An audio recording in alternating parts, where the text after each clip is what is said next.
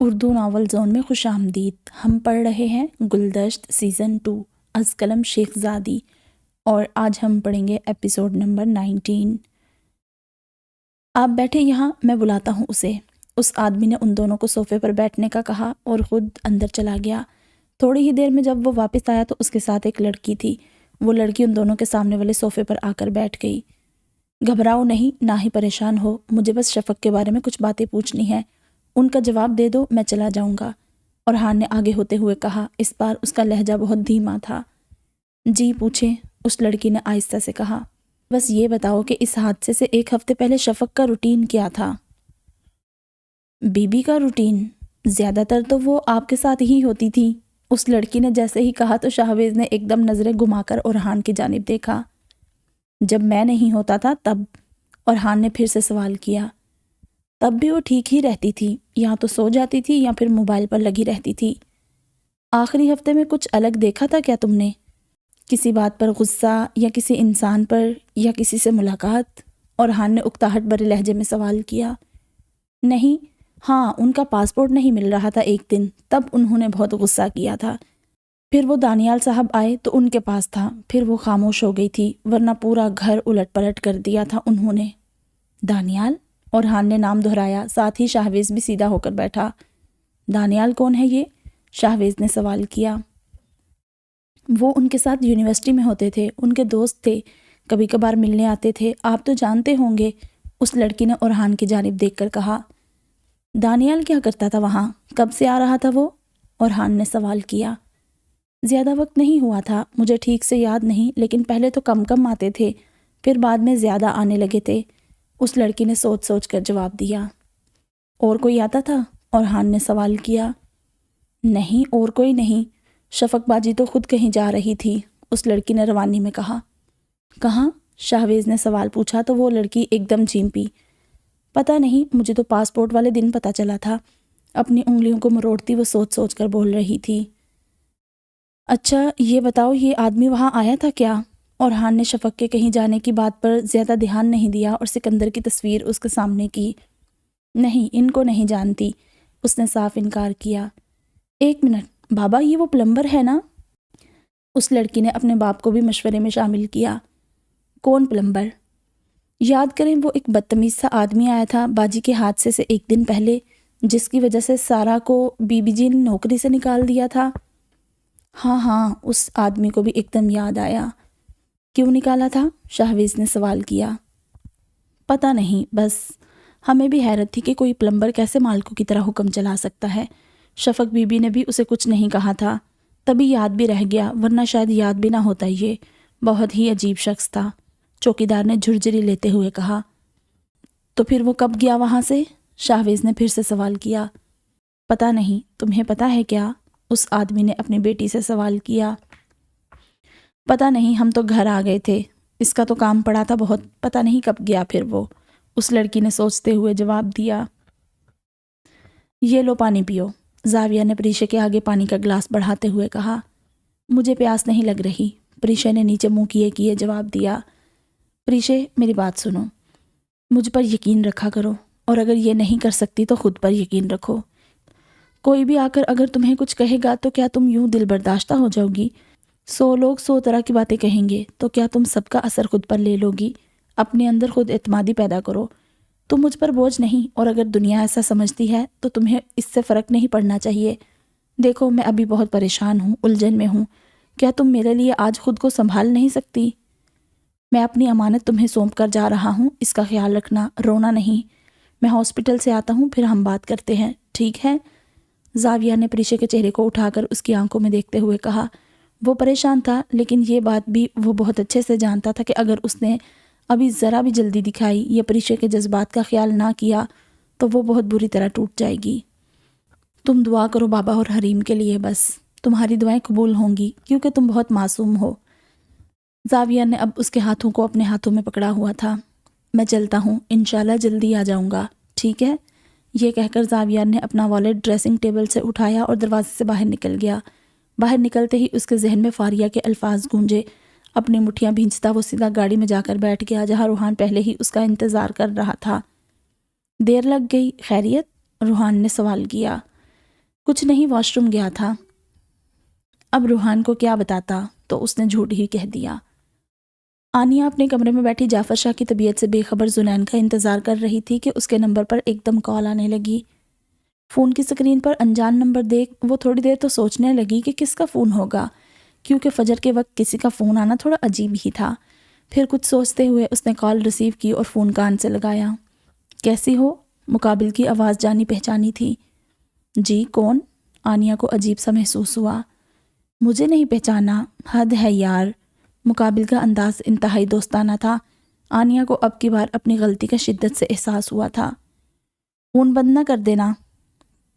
یار سکندر بول رہا ہوں، کوئی اپنے شوہر کو بھولتا ہے کیا؟ اچھا چلو صاحب کا ہی صحیح، سکندر نے اپنے مزاج میں مزید شوخی لاتے ہوئے کہا۔ آنیہ نے اس کی بات سنتے ہی فون فوراً بند کر دیا۔ آج بھی سکندر کا وجود اس کے لیے کسی خوف سے کم نہیں تھا۔ یہی امید تھی مجھے تم سے، سکندر نے مسکراتے ہوئے فون کو دیکھ کر کہا اور پھر سے نمبر ملایا۔ بیل جاتی رہی لیکن آنیہ نے کال ریسیو نہیں کی۔ سکندر نے زوردار کہا لگایا۔ آنیہ کا خوف دیکھ اسے مزہ آیا تھا۔ ہائے لڑکی، ابھی بھی ڈرتی ہو تم مجھ سے؟ ایسا کیا کر دیا میں نے؟ بات تو کرو۔ ایک میسج لکھ کر سکندر نے آنیہ کو بھیج دیا۔ ابھی آنیہ نے اس کا میسج پڑھا ہی تھا کہ اس کی ایک بار پھر کال آنے لگی، ساتھ ہی فجر کی اذان کی آواز بھی اس کی سماعتوں سے ٹکرائی۔ آنیہ نے ایک نظر خوف زدہ سی کھڑکی کے باہر دیکھا۔ اس کا دل تیز سے دھڑک رہا تھا، سمجھ نہیں آ رہا تھا کیا کرے۔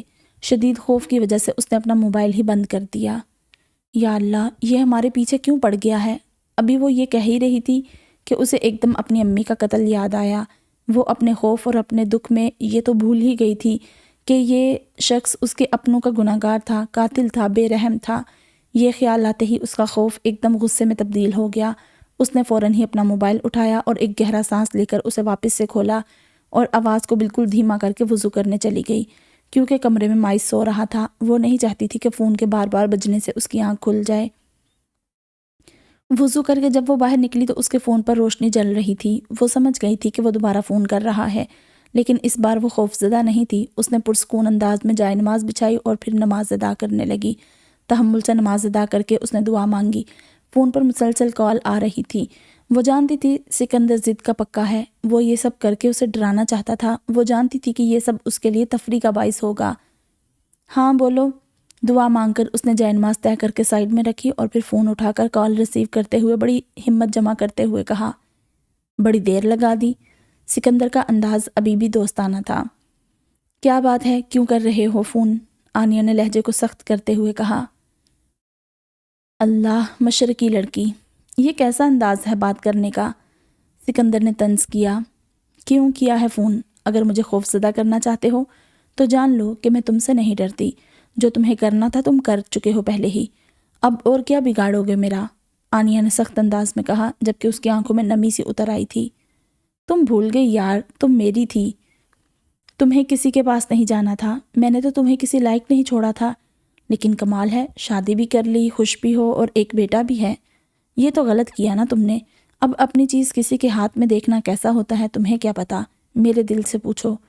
سکندر کا انداز لاپرواہ سا تھا۔ اسے فرق نہیں پڑ رہا تھا کہ وہ کیا کہہ رہا ہے، بس اسے مزہ آ رہا تھا اور یہی اس کے لیے کافی تھا۔ دفع ہو جاؤ تم، آنیہ نے غصے سے کہا اور فون بند کرنے لگی۔ ارے میں تو تمہاری مدد کرنے والا تھا، یہ سب تو میں نے یوں ہی دل لگی میں کہا ہے، اب کیا اپنے دل کی ایک بات بھی نہ کروں؟ اچھا چھوڑو میرے دل کو، میرے جذبات کو چھوڑو، تمہارے بھلے کی ہی بات کر لیتے ہیں۔ سکندر نے اسے فون کٹ کرنے سے روکتے ہوئے کہا۔ مجھے تم سے کوئی بھلائی نہیں چاہیے، آئندہ مجھے فون مت کرنا، آنیہ نے اکتا کر کہا۔ اب اس میں اس کی فضول باتیں سننے کی ہمت نہیں تھی۔ اپنی بہن کو بچانا نہیں چاہتی؟ ویسے دل تو نہیں ہے اسے بچانے کا، وہی بھرتی تھی نا تمہارے کان، لیکن اب کیا کروں، کچھ پانے کے لیے کچھ کھونا پڑتا ہے، چلو اس کو بچا دیتے ہیں۔ کیا مطلب؟ آنیہ نے ناسمجھی سے کہا۔ مطلب یہ کہ تمہاری بہن حریم بچ سکتی ہے، ثبوت ہے میرے پاس، اور ایسا ثبوت ہے کہ سب دودھ کا دودھ اور پانی کا پانی ہو جائے گا۔ سکندر کا انداز پرجوش تھا۔ کیسا ثبوت؟ آنیہ کو ویسے تو اس کی بات پر بالکل یقین نہیں تھا، لیکن پھر بھی کہیں نہ کہیں اس کے دل میں تجسس سا پیدا ہوا تھا۔ ایسے نہیں، سکندر کی آنکھوں میں چمک سی آئی۔ مجھے نہیں چاہیے تم سے کوئی مدد، آنیہ نے صاف انکار کیا۔ ٹھیک ہے، مرضی ہے تمہاری، پر کیا تم جانتی ہو تمہاری بہن کو جیل میں ہی مروانے کا پروگرام ہے ان لوگوں کا، اور تم سب کی پوری زندگی گزر جائے گی، تم لوگ یہ ثابت نہیں کر پاؤ گے کہ وہ خودکشی نہیں قتل تھا۔ سکندر نے اب کی بار اپنا لہجہ سخت کیا تھا۔ تم اسے کیوں بچانا چاہتے ہو؟ آنیا نے سوال کیا۔ ارے اسے سزا میں دوں گا، مزہ نہیں آ رہا اس طرح۔ سکندر کے چہرے پر یہ کہتے ہوئے عجیب سی منحوسیت نمایاں ہوئی۔ تمہارا کھیل نہیں ہے ہماری زندگیاں، ابھی بھی رک جاؤ سکندر، ورنہ تمہارا انجام بہت برا ہوگا۔ آنیا اس کی بات سے خوف زدہ ہوئی تھی اور یہ خوف اس کے چہرے پر صاف نظر آ رہا تھا۔ انجام؟ جن کا آج خراب ہے وہ مجھے میرے آنے والے کل سے ڈرا رہے ہیں۔ حد ہے بھائی ویسے، سکندر پاگلوں کی طرح ہنستے ہوئے کہہ رہا تھا۔ کیا چاہتے ہو؟ آنیا جاننا چاہتی تھی۔ تمہاری خوشیاں۔ سکندر ہنستے ہنستے ایک دم چپ ہو کر بولا، جیسے ہنس ہی نہیں رہا ہو۔ کیا مطلب؟ آنیا اس کی پہیلیاں سمجھ نہیں پا رہی تھی۔ زنین کو مار دو، سکندر نے صفاقی سے کہا۔ آنیا کے پیروں تلے زمین کھچ گئی۔ ارے مذاق کر رہا ہوں، مت مارو، اتنا ظالم نہیں ہوں۔ اپنا بیٹا مجھے دے دو، صفاقی کی انتہا تھی۔ تمہارا دماغ ٹھیک ہے؟ آنیا چلائی۔ ارے آہستہ بولو، سو رہا ہے نا وہ، اٹھ جائے گا، پہلے ہی اسے دماغی مسئلہ ہے۔ میرے بیٹے کے بارے میں ایک لفظ نہیں بولنا۔ آنیا کی آنکھ میں آنسو اتر آئے تھے، جبکہ غصہ اس قدر شدید تھا کہ اگر سکندر اس کے سامنے ہوتا تو وہ کچھ نہ کچھ اس کے سر پر دے مارتی۔ اچھا چھوڑو، وہ نقص زدہ ہے، مجھے نہیں چاہیے۔ چلو پھر ایک کام کرو، تم آ جاؤ۔ بولو منظور، اب 3 آپشن ہے تمہارے پاس، جو بھی قبول ہو وہ کل صبح تک کر لینا، ورنہ پھر میں جا رہا ہوں امریکہ۔ اس جیسمین کو بھی تو اس کے دھوکے کی سزا دینی ہے، پلیز جلدی فیصلہ کر لینا، 3-4 گھنٹے ہیں تمہارے پاس۔ یہ کہہ کر اس نے فون کٹ کر دیا۔ اس کا فون کٹ ہونے کے بعد آنیا بے یقینی سے کئی دیر تک اپنے فون کو دیکھتی رہی۔ ہمیں اس کے جانے کا کچھ نہیں پتا، ہم گھر آ گئے تھے، بابا کی بھی شفٹ ختم ہو گئی تھی۔ تو اس دن جب یہ حادثہ ہوا وہاں کون کون تھا شفق کے گھر میں؟ اورحان نے سوال کیا۔ شفق نے سب ملازمین کو چھٹی دے دی تھی، حریم کے بیان کے مطابق وہ خودکشی کرنے والی تھی، اس لیے 1-2 جو گھر میں تھے وہ بھی بازار گئے ہوئے تھے اس وقت۔ شاہویز کو جو معلوم تھا اس نے ایک بیچ میں بتایا۔ اچھا چلے ٹھیک ہے، میں چلتا ہوں۔ اورحان یہ کہہ کر ایک دم اٹھا تو جیسے ان دونوں باپ بیٹی کی جان میں جان آئی۔ شاہویز نے ایک نظر ان دونوں کو دیکھا اور پھر اورحان کے ساتھ گھر سے باہر نکل آیا۔ یہ دونوں باپ بیٹی مشکوک ہیں، شاہویز نے باہر آتے ہی دونوں ہاتھ جیبوں میں ڈال کر آسمان کی جانب دیکھتے ہوئے بہت آہستہ سے کہا۔ کیوں؟ اورحان پلٹا۔ یہ کچھ چھپا رہے ہیں، عین ممکن ہے کہ ان کے منہ میں پیسے بھرے گئے ہیں، لیکن فی الحال جو ان دونوں نے بتایا ہے اس کا پتہ لگاتے ہیں، شاہویز نے اپنی گاڑی کی جانب بڑھتے ہوئے کہا۔ کیا؟ اورحان نے سوال کیا۔ CCTV ریکارڈنگز دیکھتے ہیں نا، پلمبر گیا کہ نہیں، پتہ تو ہونا چاہیے نا، شاہویز نے فاتحانہ انداز میں کہا اور پھر اپنی گاڑی میں بیٹھ کر لیپ ٹاپ اٹھایا اور کھول کر ریکارڈنگ دیکھنے لگا۔ اس رفتار سے دیکھو گے تو سارا وقت اسی کو دیکھنے میں گزر جائے گا، اسے تیز کرو، اورحان نے اکتاہٹ بھرے انداز میں کہا۔ صبر کرو، یہ دیکھو، شاہویز نے بھی اکتائے ہوئے کہا۔ پلمبر تو رات کو چلا گیا، یہ دیکھو۔ شاہویز ہاتھ سے سرا نکل جانے پر افسردہ ہوا تھا۔ یہ دونوں باپ بیٹی کب گئے ذرا دیکھنا، اورحان کے ذہن میں ایک دم سوال آیا۔ یہ تو اکیلی جا رہی ہے، شاہویز کو حیرت ہوئی۔ یہ دونوں کچھ گڑبڑ کر رہے ہیں، ان سے بات کو نکلوانا پڑے گا، شاہویز نے انگلیاں چٹکھاتے ہوئے کہا۔ چلو پھر اگلواتے ہیں، اورحان نے بھی اس کا ساتھ دیا۔ کون؟ دروازے پر نوک سنتے ہی وہ آدمی اندر سے بولا۔ کھولیے گا، وہ شاید میرا موبائل اندر رہ گیا ہے، اورحان نے باہر سے کہا۔ نہیں بیٹا، اندر تو کچھ نہیں، یہ کہتے ہوئے اس آدمی نے جیسے ہی دروازہ کھولا، شاہویز اور اورحان ایک دم جھٹکے سے اندر داخل ہوئے اور اس آدمی کو پکڑتے ہوئے اندر لے گئے۔ کیا کر رہے ہیں آپ یہ؟ وہ آدمی ایک دم چلایا۔ پیار کی بات سمجھ نہیں آئی تھی آپ کو، بس، شاہویز نے آنکھوں پر تیوڑیاں چڑھاتے ہوئے کہا۔ اورحان صاحب یہ کیا کر رہے ہیں آپ لوگ؟ اس آدمی نے چہرے پر بے بسی لاتے ہوئے اورحان سے کہا۔ سچ اگلوا رہے ہیں، اورحان نے ان کی آنکھوں کے پاس آ کر آنکھوں میں دیکھتے ہوئے کہا تو انہیں اپنا حلق خشک ہوتا محسوس ہوا۔ بابا؟ وہ لڑکی بھی کمرے میں آ کر چلائی۔ اپنے بابا کی جان کی سلامتی چاہتی ہو تو سچ سچ بتاؤ۔ شاہویز کا ہاتھ اب اس آدمی کی گردن پر تھا اور گھٹنا اس کے سینے پر، جبکہ اس کی نظریں اس لڑکی پر تھی۔ بابا، اس لڑکی نے بے بسی سے اپنے باپ کو دیکھا جس نے اسے ہلکی سی گردن کا اشارہ کرتے ہوئے اسے کچھ بھی کہنے سے روکا۔ اپنے باپ سے لگتا ہے تمہیں ذرا محبت نہیں لڑکی، شاہویز نے اس آدمی کے گلے پر اپنی گرفت مضبوط کرتے ہوئے کہا۔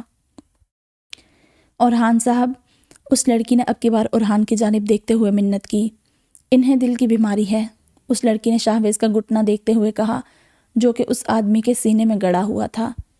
میری بیوی جیل میں بند ہے اور تم لوگ چاہتے ہو میں تم لوگوں پر رحم کھاؤں؟ اورحان کی آنکھوں میں قہر تھا۔ وہ لوگ ہمیں مار دیں گے، اس لڑکی نے گھٹنوں کے بل بیٹھتے ہوئے منت کی، وہ چہرے سے بے انتہا خوفزدہ لگ رہی تھی۔ کسی کو پتہ نہیں چلے گا کہ تم لوگوں نے ہمیں کچھ بتایا ہے، اور اگر تم ہماری مدد کرو گے تو قاتل جیل کی سلاخوں کے پیچھے چلا جائے گا، پھر ڈر کیسا؟ شاہویز نے گردن پر گرفت ابھی بھی رکھی ہوئی تھی، البتہ اس کا لہجہ تھوڑا سا نرم ہوا تھا۔ کس کس کو اندر کریں گے آپ؟ وہ شفق باجی، ان کے پاس کچھ ایسا ہے جس سے وہ سارے لوگوں کو، بڑے بڑے افسروں کو اپنی انگلیوں پر نچاتی تھی، اور اس دن تو نہ جانے کیا کیا چل رہا تھا، اتنے لوگ آئے گئے، بڑے بڑے افسر، اس لڑکی نے روتے روتے کہا۔ افسر؟ یہ کہتے ہوئے اورحان اور شاہویز نے ایک ساتھ ایک دوسرے کی طرف دیکھا، کیونکہ سی سی ٹی وی ریکارڈنگ میں ایسا کچھ بھی نہیں تھا۔ جی وہ سب بہت غصے میں تھے، لیکن شفق بی بی، ابھی وہ لڑکی کچھ کہنے ہی لگی تھی کہ اس کے باپ نے ایک دم اسے کہنے سے روکا۔ آپ لوگ دانیال صاحب سے کیوں نہیں پوچھ لیتے؟ وہ بھی تو وہاں موجود تھے، وہ سب جانتے ہیں، ہم غریبوں نے آپ لوگوں کا کیا بگاڑا ہے؟ اس آدمی کی بس ہو گئی تھی، وہ ایک دم چلایا۔ دانیال؟ اورحان نے کچھ سوچتے ہوئے اس کا نام پکارا۔ کہاں رہتا ہے یہ دانیال؟ شاہویز نے سوال کیا۔ پتہ نہیں، لیکن پتہ چل جائے گا۔ اورحان سوچ میں پڑ گیا تھا، کیونکہ اس نے کبھی بھی شفق کے آس پاس بھی دانیال کو نہیں دیکھا تھا، اور اب اچانک اس کا نام اس سب میں آ جانا اس کے لیے حیرت کا سبب تھا۔ ابھی وہ دونوں آگے کیا کرنا ہے اس کے بارے میں سوچ ہی رہے تھے کہ اورحان کا فون ایک دم بجا۔ فون پر آنیہ کا نمبر دیکھ اس نے فون سائلنٹ کر کے جیب میں واپس رکھ دیا۔ اسے لگا کہ وہ اس سے حریم کی خیریت پوچھے گی، اور ابھی اس کے پاس خیر خیریت دینے کا وقت نہیں تھا۔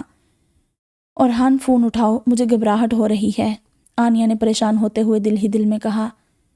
اورحان، مجھے کچھ بتانا ہے تمہیں، بہت ضروری، یہ لکھ کر آنیہ نے اورحان کو میسج کر دیا۔ کچھ سوچتے ہوئے اس نے زاویار کو فون ملایا۔ ہاں آنیہ بیٹا، ابھی ہم رستے میں ہیں، پہنچ کر بتاتے ہیں تمہیں، اور زنین کا موبائل بند ہو گیا ہے، پریشان مت ہو، انشاءاللہ تایا جان کو لے کر گھر آئیں گے۔ زاویار نے آنیہ کا نمبر دیکھ روحان کو فون دیا۔ اسے لگا تھا کہ آنیہ شاید جعفر شاہ کو لے کر پریشان ہوگی، اب انہیں کیا معلوم کہ آنیہ تو ان کی طبیعت کے بارے میں کچھ جانتی ہی نہیں ہے۔ کیا ہوا تایا جان کو؟ آنیہ فکر مند ہوئی تھی۔ تمہیں نہیں معلوم؟ وہ بے ہوش ہو گئے تھے، بابا اور زنین انہیں ہسپتال لے کر گئے ہیں، ہم بھی وہیں پہنچے ہیں ابھی ابھی، تھوڑی دیر میں خیریت دیتے ہیں، ٹھیک ہے؟ روحان نے یہ کہہ کر فون کاٹ دیا، کیونکہ ہسپتال آ گیا تھا اور اب انہیں اندر جانا تھا۔ یا اللہ، کیا ہو رہا ہے یہ؟ اے میرے رب، تو ہی ہم سب کو اب اس مشکل سے نکال سکتا ہے۔ ایک طرف سکندر، دوسری طرف حریم، اور اب تایا جان بھی۔ یہ کیسی آزمائش ہے؟ یا اللہ پاک، ہم پر رحم فرما۔ آنیہ بے بس سے اپنے رب سے فریاد کر رہی تھی، اس کا دل ڈر رہا تھا، لیکن ایک امید اب بھی باقی تھی، اور وہ تھی معجزے کی امید۔ وہ جانتی تھی کہ اس کا رب بہت مہربان ہے، وہ ضرور کوئی نہ کوئی راستہ دکھائے گا، اور ابھی اس کا دماغ اس راستے کو ڈھونڈنے میں لگا ہوا تھا۔ یہ مصیبت کون ہے؟ ایک حوالدار نے دوسرے حوالدار کی جانب جھک کر سرگوشی کی۔ یہی ہوتا ہے جب دو بڑے لوگوں میں جنگ ہوتی ہے، دیکھتے جاؤ کون جیتے گا۔ دوسرے حوالدار نے اپنی ہنسی دباتے ہوئے کہا۔ ایک بات سمجھ نہیں آ رہی، جب وہ مر گئی اور اس کا کوئی رشتہ دار بھی نہیں ہے تو اس کا کیس اتنا گھسیٹ کون رہا ہے؟ اور آج تو حد ہی ہونے والی تھی، شکر ہے اس آدمی کے نیکی کی وجہ سے ہم سب گناہ کرنے سے بچ گئے۔ سرگوشیاں مسلسل جاری تھی۔ سیاست ہے اور کیا، زاویار صاحب کوئی چھوٹی موٹی چیز تو ہے نہیں، ہو نہ ہو ان سے کسی کو رہا کروانا ہوگا یا جان بخشی کروانی ہوگی، انہوں نے منع کیا ہوگا اور نتیجتاً ان کی بہن کو پکڑ لیا۔ سرگوشیاں اب قیاس آرائیوں کی شکل لینے لگی تھی۔ اور گناہ کا کیا ہے، آج رات نہ سہی کل رات سہی، اس لڑکی کو مرنا تو ہے ہی، اتنی اوپر سے آرڈر جو آئے ہیں۔ میں تو اس جرم میں شریک نہیں ہونا چاہتا، دل چاہتا ہے کسی سے کمپلینٹ کر دوں۔ ہمارا کام قانون کی حفاظت کرنا ہے، نہ کہ خود قانون توڑنا۔ پہلے حوالدار نے اپنی مٹھیوں کو بھینچتے ہوئے کہا۔ کس سے کرو گے بھائی، تمہیں کیا پتا کون کس سے ملا ہوا ہے؟ اور اپنے بچوں کی حفاظت چاہتے ہو تو چپ رہو، ورنہ ہاتھیوں کی لڑائی میں چیونٹیوں کی لاشیں کوئی نہیں گنتا۔ تم دونوں چپ نہیں رہ سکتے۔ اے ایس پی جو کہ زاویار کے بھیجے ہوئے آدمی کی وجہ سے پہلے ہی تپا بیٹھا تھا ان دونوں پر چلایا۔ حریم نے اس کی آواز سن کر ایک نظر اس کی جانب دیکھا اور پھر سے گھٹنوں میں سر دے کر لاپرواہ سی بیٹھ گئی۔ کیسی طبیعت ہے بابا کی؟ زاویار نے ایک نظر جعفر شاہ کو دیکھا اور پھر زنین سے سوال کیا۔ ٹھیک نہیں، ڈاکٹر کا کہنا ہے انہوں نے بہت سٹریس لے لیا ہے، دوا دی ہے، اب تو ہوش آنے کا انتظار ہے۔ زنین کے چہرے کے تمام رنگ اڑے ہوئے تھے۔ زنین کی بات سنتے ہی زاویار کو فاریہ کی بات یاد آئی جب اس نے اس سے کہا تھا کہ ہوش آ گیا ہے اور اب سو رہے ہیں۔ وہ سمجھ گیا تھا کہ فاریہ نے اسے روکنے کے لیے جھوٹ کہا تھا۔ غصے کی شدت سے اس کا دماغ خراب ہونے لگا تھا، لیکن وہ چاہ کر بھی اپنا غصہ سب کے سامنے ظاہر نہ کر سکا۔ ڈاکٹر کہاں ہے؟ زاویہ نے اپنے غصے پر قابو کرتے ہوئے بنا کوئی تاثر دیے سوال کیا۔ اندر ہی ہے۔ زنین خود بے بس تھا، وہ کیا زاویار کو دلاسا دیتا، تو بس یہ کہہ کر سیدھا کرسی پر جا کر بیٹھ گیا۔ ابھی وہ بیٹھا ہی تھا کہ ڈاکٹر ایک دم کمرے سے باہر نکلے۔ کیسے ہیں بابا اب؟ زاویار نے سوال کیا۔ آپ لوگ تو جانتے ہی ہیں کہ ان کا دماغ کمزور ہے، ایک عرصہ کوما میں رہنا، ایک گہری چوٹ کا لگنا دماغ کو کمزور کر دیتا ہے۔ ان کا دماغ باقی تمام کام کرنے میں مدد کر رہا تھا، یہ بھی بہت تھا، لیکن اب جو انہوں نے سٹریس لیا ہے یہ ان کا دماغ بالکل برداشت نہیں کر رہا ہے۔ ہم ان کے دماغ کو پرسکون کرنے کی کوشش کر رہے ہیں، لیکن وہ بے ہوشی میں بھی مسلسل کسی حریم کا نام پکار رہے ہیں۔ انہوں نے شاید انہی کی فکر اپنے سر پر سوار کی ہوئی ہے۔ دعا کرے کہ انہیں ہوش آ جائے، ورنہ اگر کسی طرح وہ بے ہوش رہے تو آگے کچھ بھی ہو سکتا ہے۔ یہ کہہ کر وہ ڈاکٹر ان کے سر پر بجلی گرا کر چلا گیا۔ زاویہ نے اپنی پوری زندگی میں خود کو اس قدر ٹوٹا ہوا کبھی محسوس نہیں کیا تھا۔ خود کو بمشکل سنبھالتا ہوا وہ بینچ پر جا کر بیٹھ گیا۔ ظفر شاہ کی حالت بھی عجیب سی ہونے لگی تھی۔ وہ پہلے ہی فاریہ کی علیحدگی کی خبر سے پریشان تھے، پھر حریم کا اریسٹ ہونا اور اب ان کے بھائی کی حالت، ہر ایک متعدد پریشانیوں میں گھرا ہوا تھا۔ پہلے کس سے نکلنا ہے یہ معلوم کرنا ناممکن تھا۔ عرشیہ کے کان کے پاس جب اس نے اس کا نام پکارا تو وہ بری طرح چونکی۔ تم خوف زدہ ہونا، میں نے تمہیں ڈرا دیا نا؟ عرشیہ کے سامنے کھڑی ہوتی وہ یکٹک عرشیہ کی آنکھوں میں دیکھتے ہوئے بولی۔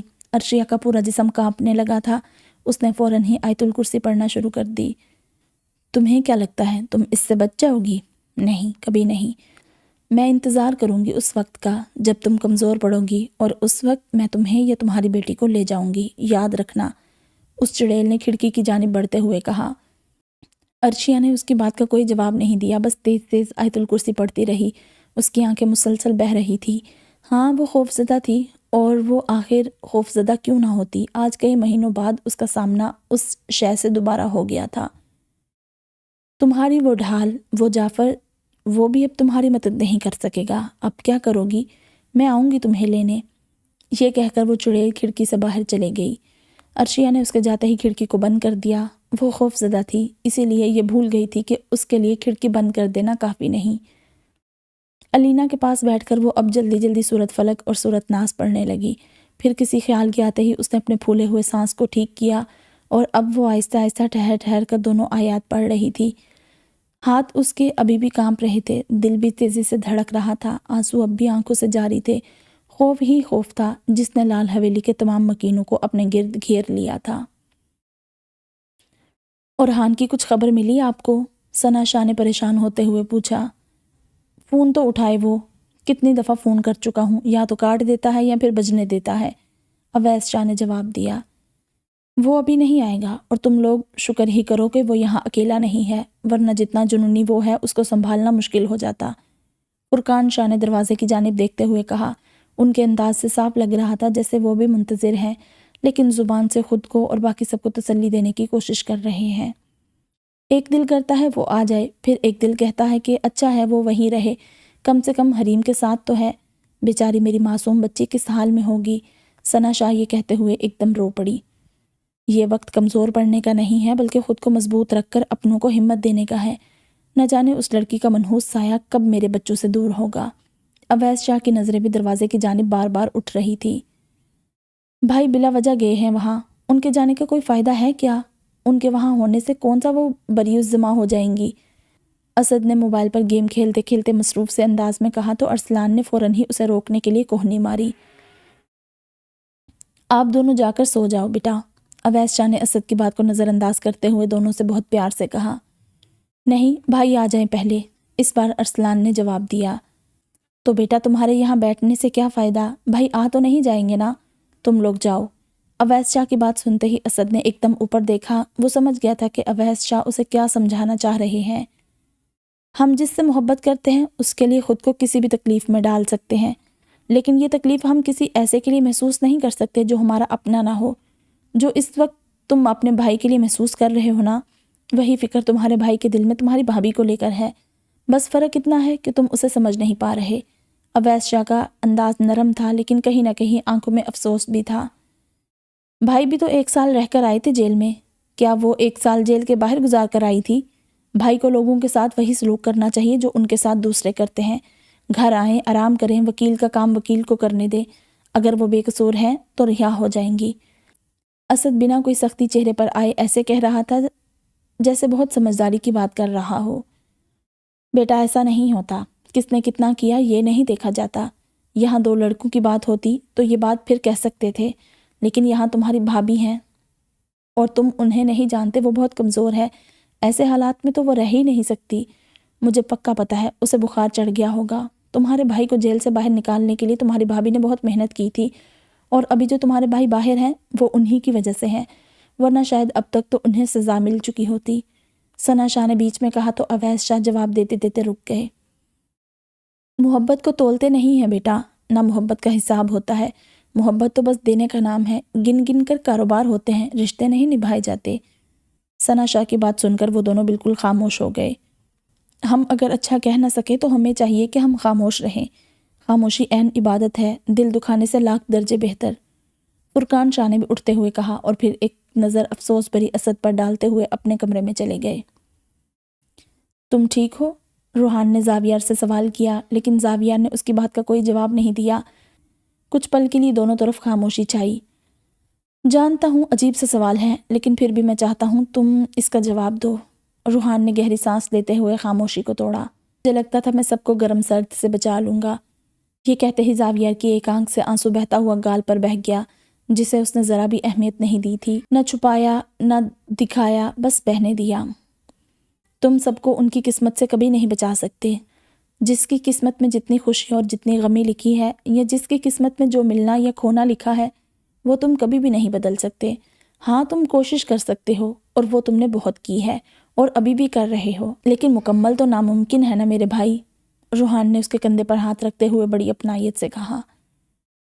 کیا ایسا نہیں ہو سکتا ان سب کی پریشانیاں میرے حصے میں آ جائیں؟ زاویار کا لہجہ دکھی تھا۔ خدا سے ناانصافی مانگ رہے ہو؟ جو کسی ایک کے نصیب میں ہے وہ کیسے اپنے کسی دوسرے بندے کے نصیب میں ڈال دے؟ تم اپنوں سے محبت کرتے ہو تو انہیں تکلیف میں نہیں دیکھ سکتے ہو، تو تم اللہ سے کیسے یہ مانگ سکتے ہو کہ وہ تمہیں تکلیف دے دے، وہ بھی دوسرے بندوں کی؟ توبہ کرو میرے بھائی، ناشکری اور بے صبری رحمت کے دروازے بند کر دیتی ہے۔ روحان فکر مند تھا، اس نے کبھی زاویار کو ایسا نہیں دیکھا تھا۔ صحیح کہہ رہے ہو، زاویار نے بس اتنا جواب دیا اور پھر خاموش ہو گیا۔ کبھی کبھار دل کی باتیں کر لینا برا نہیں ہوتا، تم مجھ سے بات کر سکتے ہو، بولنے سے دل ہلکا ہوتا ہے۔ بہت دیر کی خاموشی روحان نے ایک بار پھر توڑتے ہوئے کہا۔ کس نے کہا میں بات نہیں کرتا؟ میں بہت بولتا ہوں، الجھتا ہوں، لڑتا ہوں، بحث کرتا ہوں۔ زاویہ نے کچھ دیر خاموش رہ کر جواب دیا۔ روحان خاموشی سے اس کی بات کو سننے لگا، وہ یہی تو چاہتا تھا کہ وہ بات کرے۔ ابھی بھی میں بہت سی باتوں پر زیر بحث ہوں، بظاہر خاموش لیکن اندر باتوں کا ایک تلاطم ہے، بہت سے سرے ہیں جن کا کوئی اختتام نہیں۔ زاویہ نے سرد آہ بھرتے ہوئے جواب دیا۔ تم خود سے باتیں کرنے کا کہہ رہے ہو؟ روحان نے سوال کیا۔ ہاں نا، مجھے خود کو کچھ سمجھانا نہیں پڑتا، ادھوری باتیں مکمل کرنے کی ضرورت نہیں پڑتی، اور سب سے بڑھ کر اگر میں کسی کو برا بھلا کہہ بھی دوں تو وہ کسی اور کی نظر میں برا نہیں بنتا۔ مطلب؟ روحان نے پوچھا۔ میں اگر تمہیں بتا دوں کہ میں کسی کو دل میں برا جان رہا ہوں، اس کی حرکت سے مجھے غصہ آیا، زاویہ کا اشارہ فاریہ کی جانب تھا، تو تم بھی اس شخص سے غصہ ہو جاؤ گے، اسے برا جانو گے، جبکہ اس نے تمہارے ساتھ کچھ غلط نہیں کیا، تو بہتر ہے نا یہ طوفان میرے دل میں ہی رہے۔ تو اگر تم بیان کرنا نہیں چاہتے تو دل میں بھی نہ سوچو، یہ اتنا دکھ، اتنی پریشانی برداشت نہیں کر سکے گا۔ وقت سے پہلے بوڑھے ہو جانا چاہتے ہو کیا؟ چاہتے ہو نا سب کو سنبھالنا تو خود کو سنبھالو پہلے، بوسیدہ لکڑیاں کبھی اچھا سہارا نہیں بن سکتی۔ روحان نے زاویار کے دل پر ہاتھ رکھ کر تھپ تھپاتے ہوئے کہا، طوفان دل میں ہے تو جھیلنا بھی تو دل کو ہی پڑے گا نا میرے دوست۔ بوڑھا، مجھے بوڑھا ہونے کا کوئی غم نہیں، یہ طوفان تھم جائے مجھے اور کیا چاہیے۔ زاویار کا انداز بے انتہا دکھی تھا۔ پریشان مت ہو، دیکھنا سب ٹھیک ہو جائے گا، اگر اس نے مشکل دی ہے تو آسانی بھی ضرور عطا کرے گا۔ روحان نے دلاسا دیا، حالانکہ اس کا دل بھی بے حد پریشان تھا۔ بس اسی کی ذات سے امید ہے۔ زاویار کی بات کا روحان ابھی کوئی جواب دینے ہی لگا تھا کہ زنین کی آواز سن کر وہ دونوں ایک ساتھ مڑے۔ بھائی وہ بابا، زنین کا سانس پھولا ہوا تھا۔ کیا ہوا بابا کو زنین؟ زاویار گھبرایا۔ کچھ نہیں، وہ بابا کو ہوش آ گیا ہے۔ زنین کے کہتے ہی زاویار جعفر شاہ کے کمرے کی جانب بھاگا، جبکہ روحان کے چہرے پر سکون سا آیا۔ بابا، زاویار کے لہجے میں بے قراری تھی۔ انہیں بولیں کہ مریض کو ابھی مخاطب نہیں کریں۔ ایک نرس جو کہ کمرے کے اندر جا رہی تھی اس نے ظفر شاہ سے کہا، زاویار بیٹا باہر آ جاؤ، ڈاکٹر کو اپنا کام کرنے دو۔ ظفر شاہ نے بہت دھیمے سے کہا اور پھر زاویار کو کمرے سے باہر لے گئے۔ کیسے ہیں بابا اب؟ تھوڑی دیر کے بعد جب ڈاکٹر کمرے سے باہر نکلا تو زاویار نے ایک دم پوچھا۔ اس کے ساتھ زنین اور روحان بھی آ کھڑے ہوئے تھے۔ پہلے سے بہت بہتر، لیکن ابھی بھی ان کا دماغ بہت پریشان ہے۔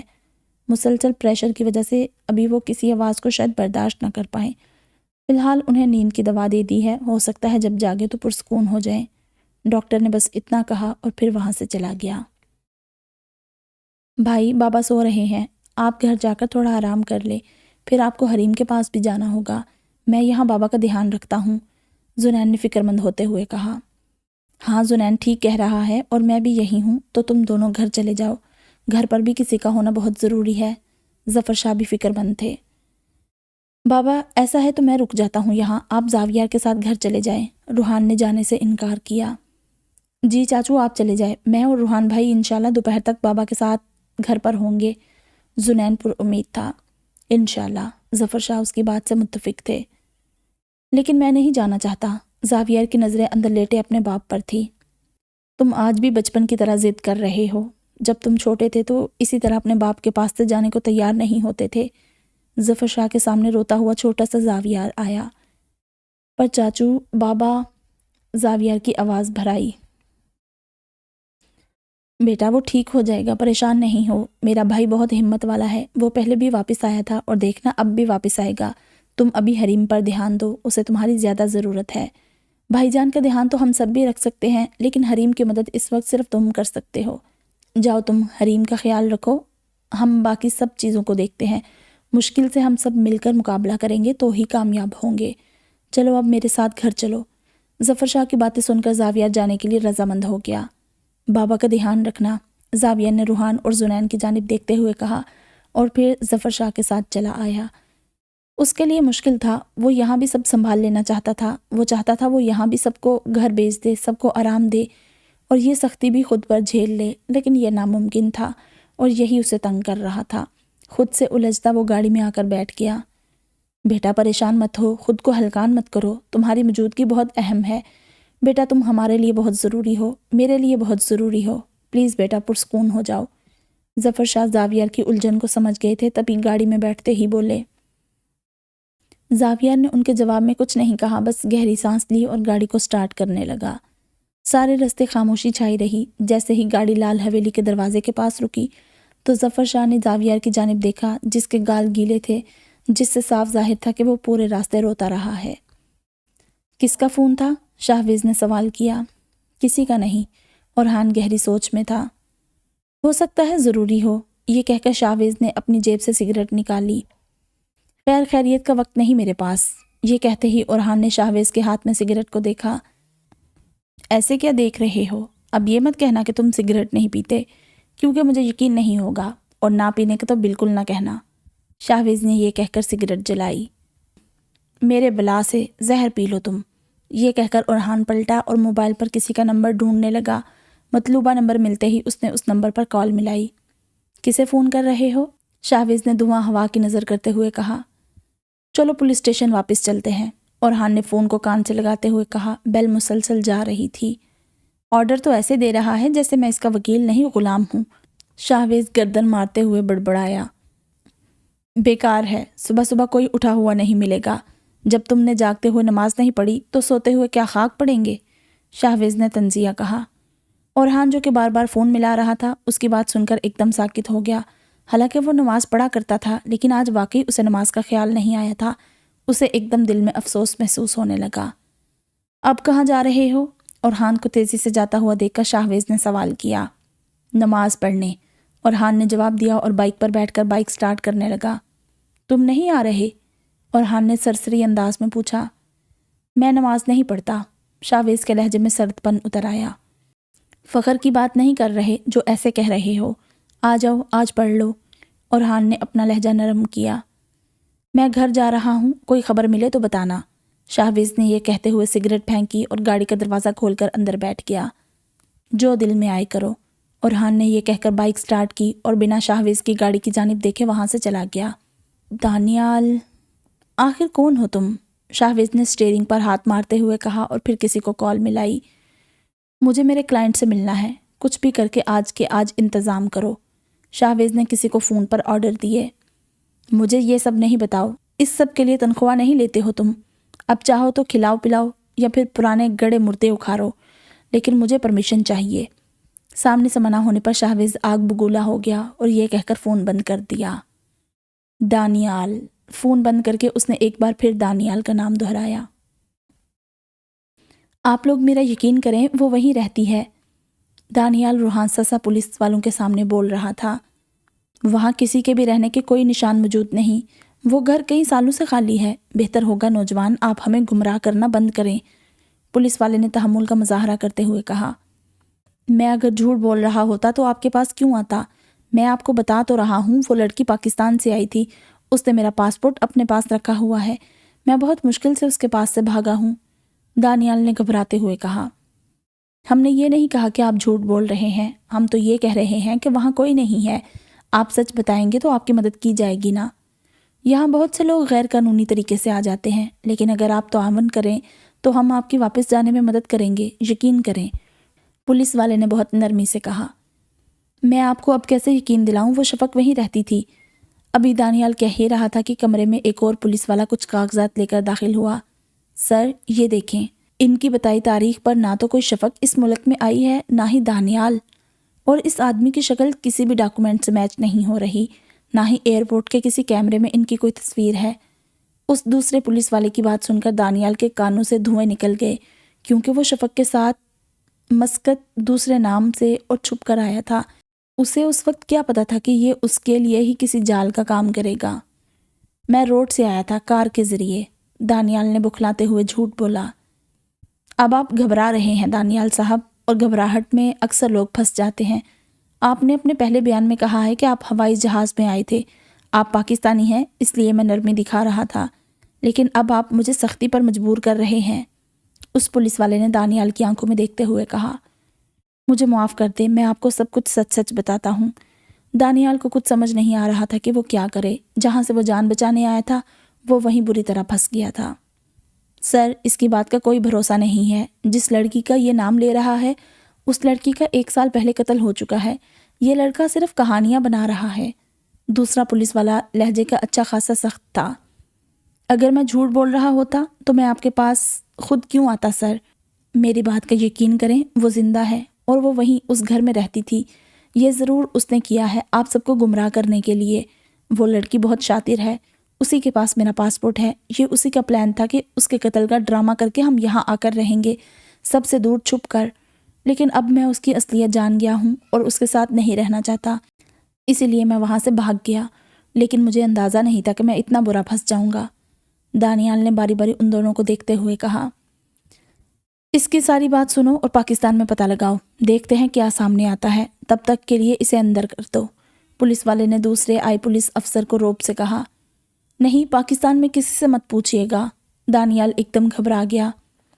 تمہاری حرکتیں مشکوک ہیں لڑکے، پولیس والے کو اب غصہ آنے لگا تھا۔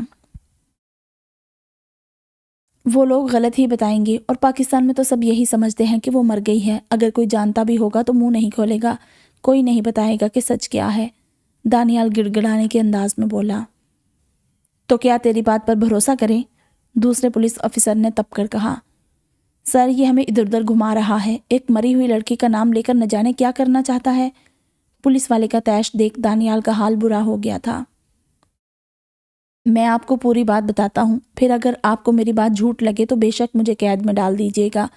ویسے بھی اس کے آدمی یہاں مسقط میں بھی مجھے نہیں چھوڑیں گے، اور اگر پاکستان چلا گیا وہاں بھی کوئی گارنٹی نہیں کہ میں بچ جاؤں، کیونکہ میں اکیلا ایسا گواہ ہوں جو جانتا ہے کہ وہ زندہ ہے، اور وہ اب میرا منہ بھی بند نہیں کر سکتی۔ باقیوں کے تو اس نے منہ ڈرا دھمکا کر بند کیے ہوئے ہیں۔ کبھی اگر کوئی اس کے جال سے نکل پایا تو شاید یہ بات سمجھ آ بھی جائے، لیکن یہ ناممکن ہی ہے۔